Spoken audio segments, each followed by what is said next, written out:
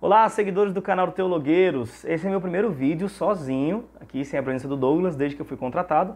Mas eu estou seguindo à risca o contrato, tem um cafezinho aqui bacana para, fazer o merchan. Eu gostaria de aproveitar essa oportunidade de meu primeiro vídeo sozinho para conversar com você que está sozinho em quarentena aí sobre solidão.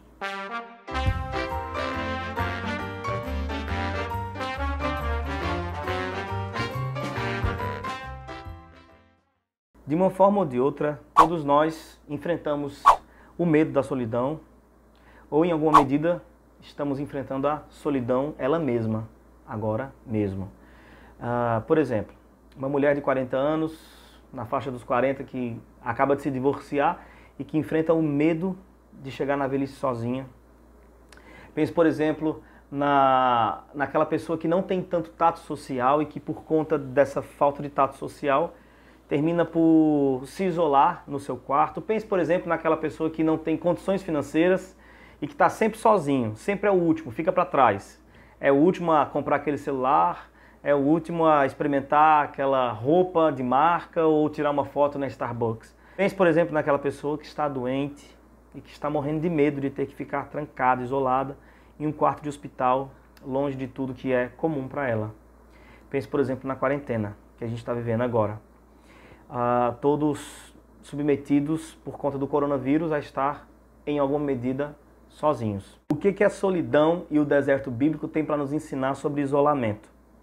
São várias as lições, são vários os desertos que a Bíblia nos apresenta e de cada um deles a gente pode com certeza tirar uma lição sobre isolamento. A primeira ideia de deserto que a gente tem das Escrituras é uma ideia negativa, de que deserto seria um lugar de afastamento de Deus. O povo de Israel, via de regra, estava em centros urbanos próximos de grandes rios, nos quais eles eram bem supridos. Eles tinham uma compreensão muito clara de que Deus estava o tempo inteiro com a sua bondosa mão providencial, dando para eles a chuva e o alimento e cuidando de toda a estrutura agrícola deles e tudo mais. Mas em algum momento, vez por outra, isso acontecia com frequência, sempre foi um padrão cíclico do povo de Israel.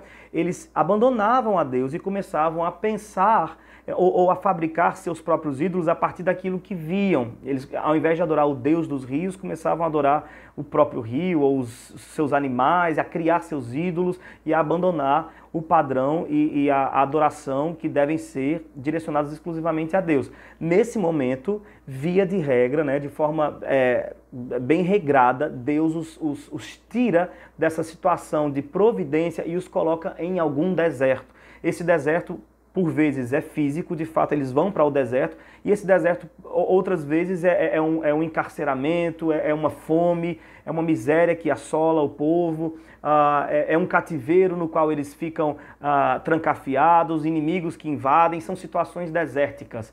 E aí, nessas situações de deserto do povo, é quando a consciência cai acerca do seu pecado, eles se arrependem, então são restaurados para aquele status quo ou para aquele momento primário onde a providência divina cuidava deles. Esse padrão ele foi estabelecido já desde os primórdios. Na verdade, foi o primeiro casal da Bíblia que vê em si mesmo esse padrão acontecendo pela primeira vez. Eles se encontram numa situação de paraíso, ali eles são supervisionados diariamente por Deus, ali eles são supridos por Deus e em um determinado momento eles abandonam o padrão de Deus, se revoltam contra Deus e pecam. No momento do pecado eles são retirados, como consequência do seu pecado, são retirados desse cenário de providência e vão para a aventura do desconhecido, vão enfrentar o ermo, vão enfrentar aquilo que eles não conhecem, vão em direção do suor do seu rosto para comer do pão diariamente, vão em direção do sofrimento para dar à luz a filhos, vão em direção do escuro do que está lá fora. Mas antes que eles saiam dessa situação de paraíso para o deserto desconhecido, Deus dá uma promessa de que haveria uma restauração, ou seja, Deus fala nesse momento, Deus estabelece nesse momento o padrão cíclico que o povo iria viver sempre. Providência, pecado, deserto, arrependimento, providência, pecado, deserto, arrependimento e assim por diante. Tem um texto bíblico que relata bem, em Salmos, relata bem esse ciclo que o povo de Israel vive com Deus. Diz assim, ele converte os rios em um deserto, ou seja, a abundância vira deserto, e falta. e as fontes em terra sedenta, a terra frutífera em estéril, por causa da maldade dos que nela habitam. Então veja, ele sai do paraíso para o deserto, ou da providência para a falta. E aí em seguida o texto continua. Converte o deserto em lagoa e a terra seca em fontes. Agora é o caminho inverso. Do mesmo jeito que ele pega o homem pecador que está em bonança e coloca em deserto, ele também transforma o deserto, em um segundo momento, em bonança, em lago, em rios, em providência, né? E faz habitar ali os famintos, para que edifiquem cidade para habitação, e semeiem os campos e plantem vinhas que produzam fruto abundante. Isso está em Salmo 107, do 33 ao 37. Ou seja, para o povo de Israel, viver em deserto ou ir para o deserto, existe uma conotação negativa nisso, que é você afastar-se de Deus. Talvez você esteja num momento bem feliz, no sentido de que você tem o alimento, você tem a roupa, mas aqui dentro você vive em terra árida e desértica por conta do seu afastamento de Deus. Existe um outro sentido para deserto nas Escrituras que a gente vai encontrar, e esse não é um sentido negativo, como o primeiro citado, mas é um sentido positivo. E esse sentido positivo sobre o deserto, a gente vai encontrá-lo já com o primeiro autor do Antigo Testamento, Moisés. A gente vai encontrar Moisés no Monte Sinai, ouvindo a voz de Deus sozinho, em sua solidão, ouvindo a voz de Deus, e ali recebendo de Deus as tábuas dos 10 testamentos para poder levar até o povo a lei de Deus. Isso é mais um sentido de deserto que as Escrituras vai nos promover. É o sentido de um lugar onde você ouve a voz de Deus. Um segundo sentido para deserto que a gente vai encontrar já com o primeiro autor do Antigo Testamento é um sentido mais positivo para deserto. Por exemplo, a gente vai encontrar Moisés no Monte Sinai ouvindo a voz de Deus, ouvindo Deus falar com ele e entregando a ele as tábuas dos 10 mandamentos, para que ele levasse ao povo a palavra de Deus, né? Então, segundo essa imagem que temos, a gente vai entender que deserto também é um lugar onde você escuta a voz de Deus. Deserto também é um local onde você tem essa sensibilidade espiritual de ouvir Deus falar com você. Isso à luz de vários outros encontros de pessoas e personagens bíblicos também em seus desertos com Deus. É o caso de Gideão, que está sozinho malhando trigo no lagar. É o caso e é visitado por um anjo. É o caso de Eliseu, que está sozinho, cuidando das juntas de boi de seu pai. E então Elias o visita como uma figura do próprio Deus que o chama para o ministério. E é o caso de tantos outros que no deserto encontram-se com a voz de Deus ou com o direcionamento de Deus para as suas vidas. Um texto que reforça essa ideia de deserto é o texto do profeta Oséias, quando ele vai dizer: eis que eu a atrairei e a levarei para o deserto e lhe falarei ao coração.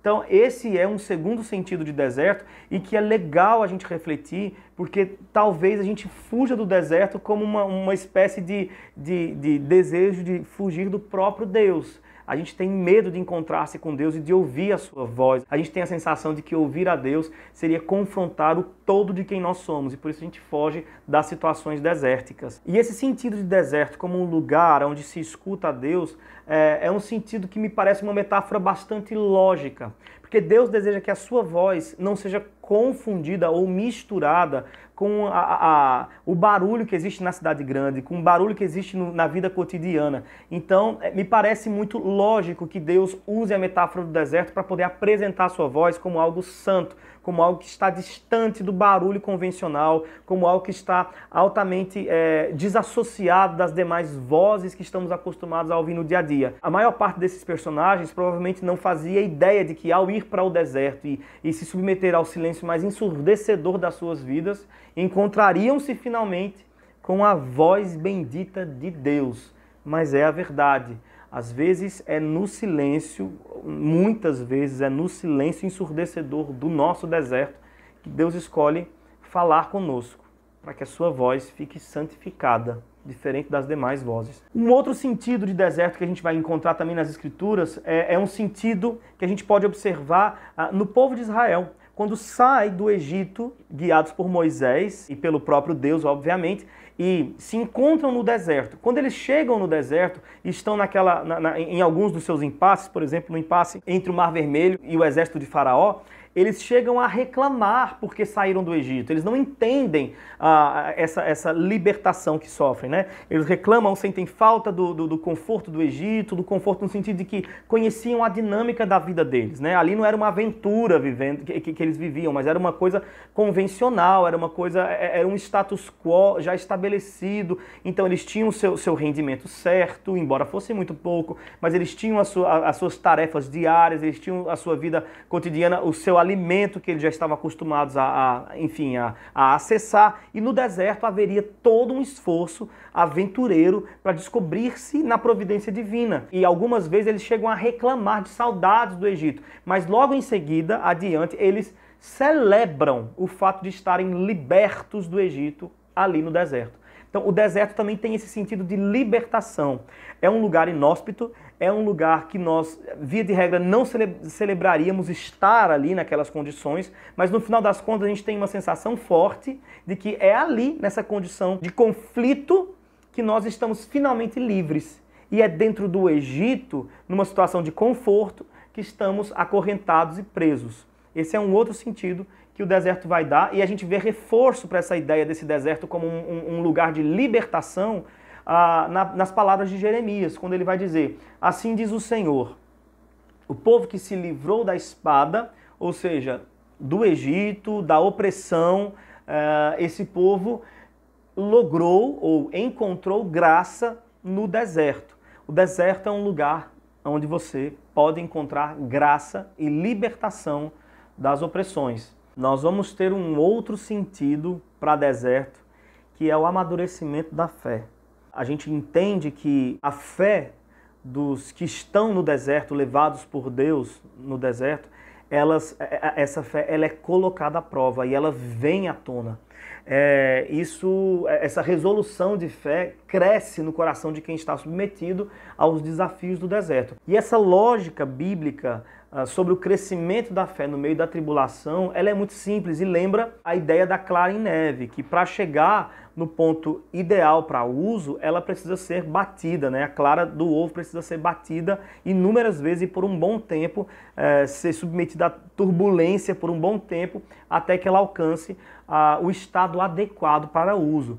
Então é mais ou menos isso que acontece com boa parte daqueles que são submetidos ao deserto. O deserto também tem esse sentido de provar a fé, de levar ao limite máximo do ser humano em sua fé.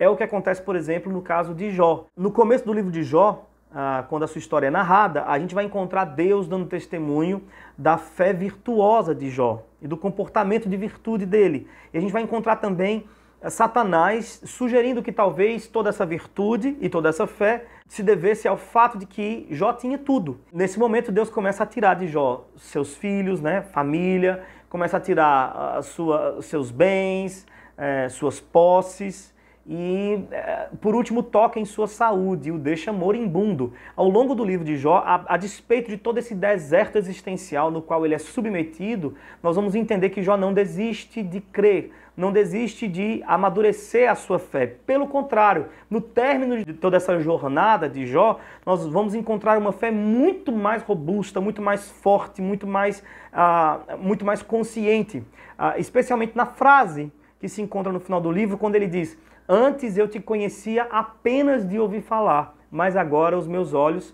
te veem, e por isso me abomino no pó e nas cinzas.